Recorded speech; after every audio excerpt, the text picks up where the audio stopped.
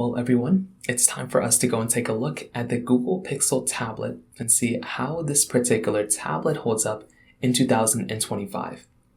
Now, there's a lot of different things to keep in mind here for the most part, but the biggest thing I can tell you is that the Pixel tablet, it's already a couple years old, and even when it first came out, I wasn't necessarily like the biggest fan of this particular, device. I think it looks great and I think it's good and everything. But I feel like there are some other types of, tablets out there that might be better than this one. So we'll take a look at it throughout this whole entire video. But remember, if you want to go ahead and pick up some tablets that I personally would recommend buying this year, links will be down in the description below. You can get that from there, and you can help support the channel at the exact same time. Now, starting off with the outside of the Google Pixel tablet. This tablet originally came out back in 2023. So it is approaching basically like 2 years old as of this point. And, when you do kind of go through and pick up a, tablet like this, it is going to be giving you a little bit of an older type of experience. Now, like I said, it isn't necessarily the biggest deal in the world, but if you are going to go through and pick up a if you are going to pick up a tablet like this, you might be wanting a better type of experience. And with a tablet like this, again, it isn't necessarily the biggest deal in the world, but, it definitely isn't like the nicest type of tablet in the world in terms of design. With its 10.95-inch IPS LCD panel, it is a good looking panel, and I do think it looks good. But when I kind of look at some other types of tablets out there, I feel like for the most part, this design just seems a little weird, right? You have these massive bezels around it. It's not giving you like a high refresh rate panel. It's not even an OLED display. And I feel like in a lot of ways, it would be nice to have that type of capability. And unfortunately, you're kind of missing out on those types of things when it comes down to this type of device. So I do think in a lot of ways it does hold up well in some ways, in some capacity. But I also think at the same time, I feel like Google could be giving us a better experience here. And I find it kind of weird that Google makes these designs this way, even with it looks like the original Google Pixel tablet, the Google Pixel phone. When the first Google Pixel phone came out, it's very much the same way, and then they ended up designing the phones a little bit better, but it still is kind of weird that they ended up doing that kind of stuff. So we'll have to kind of wait and see what happens from that side, but in terms of that, at least on the front side, that's kind of how I feel about it for the most part. You're getting a USB Type-C port. The design itself, it feels like a pretty expensive type of tablet. It gives you like an aluminum frame and an aluminum back, so it gives you the same type of feeling that a lot of current tablets basically give you.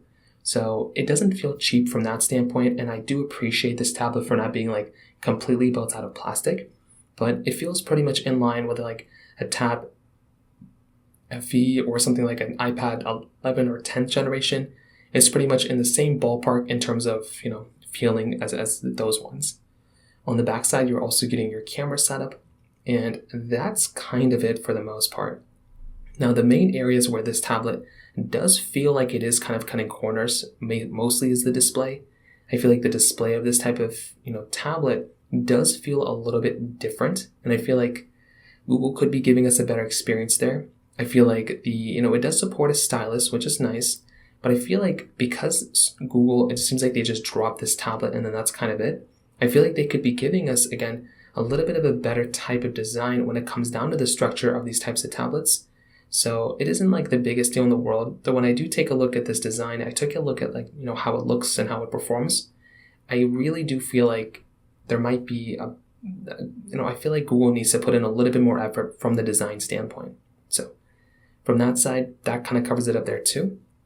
Now, when it comes down to the cameras, this tablet is still giving you that single 8 megapixel camera on the backside. And this is a really big disadvantage here. I feel like for, Google, they should be putting in more effort in the design language part of this particular type of, tablet.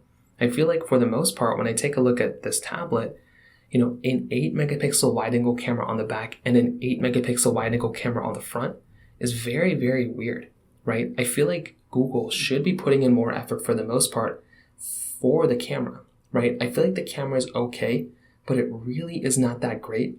And I mean, when you take a look at a lot of the competitors, they're giving you multiple camera setups and they're giving you 4K on the front and the back at least. This one, 1080p, is very weird. It's very reminiscent on the Google Pixel phones. Google kind of just got stagnant and they didn't improve their camera resolution for a while, and people just kind of moved on. And I feel like with this camera, it's more or less the same thing. There's no reason why this type of camera should be structured that way. And it's not a bad camera, but like you should be giving us at least like 4K at 30 on the back. Honestly, 4K at 60 on the back is kind of what we would need, right? And I feel like from this side, it's just another one of those examples where I just look at what Google's doing and I'm just not too sure why they decided to make the camera this way. Again, maybe it's not a big deal. Most people are not using cameras on their tablet, but the starting point for their Google Pixel tablet line was already not that great. And that's kind of what ends up happening here, right? Like if you're going to go through and, start off your tablet lineup again, you probably want to go and kind of give it a better experience here. I look at the Nexus 7, and that was a really good starting point for their tablets, right?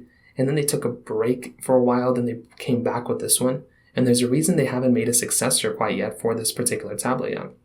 So from that side too, I think that's another one of those really big things to keep in mind there for the most part. Now, on top of that, I think another important thing to keep in mind here too is that when you do kind of take a look at something like a Google Pixel tablet, a really good advantage of this type of tablet is that it still is basically supported with software, and it's going to be supported with software for quite some time.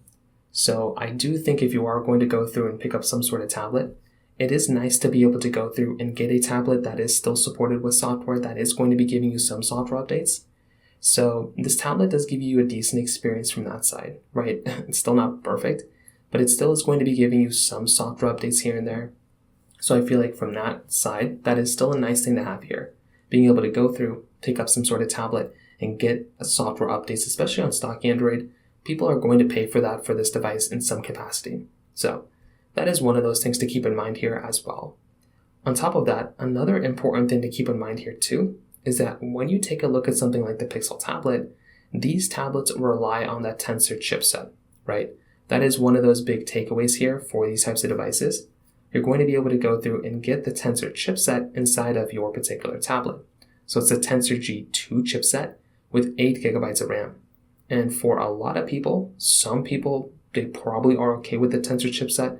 Honestly, don't think most people care, but these don't really compare well to the Snapdragon chipsets that are inside the Samsung Galaxy tablets.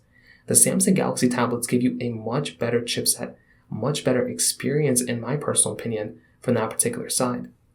So if you are about to go through and pick up some sort of tablet, this one isn't really going to be giving you like that great of an experience there. And that right there is going to be a little bit of a downside because you might be wanting a better type of experience when it does actually come down to that performance side. And this one's performance is okay, but it's not really going to be that great. And that is going to be another one of those big takeaways here because you probably want to end up getting some sort of like better type of experience. And this one is going to be giving you a very, very I would say kind of like an average type of experience for a tablet of this day and age.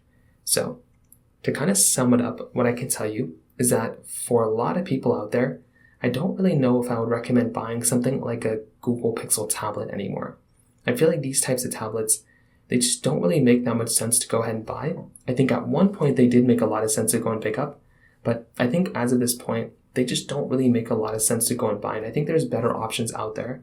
I think with something like a Google Pixel tablet, these types of tablets are good, but I would still probably rather buy something like an iPad 11 Gen or M1 or M2 iPad Air, or like something like a Samsung Galaxy Tab, like a Galaxy Tab S9.